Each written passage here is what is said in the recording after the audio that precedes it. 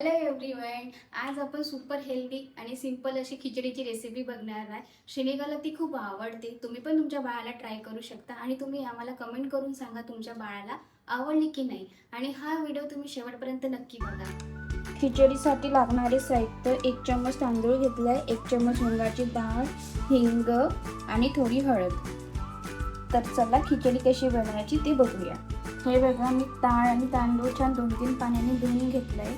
यात आपण आता थोडी हळद टाकूया, थोडं हिंग घेतलंय ते पण टाकायचं. ते बाळाला पचायला इझी पडते हिंग टाकलं तर. आता यात पाणी टाकायचं आणि आता आपण हे कुकरला लावून घेऊया.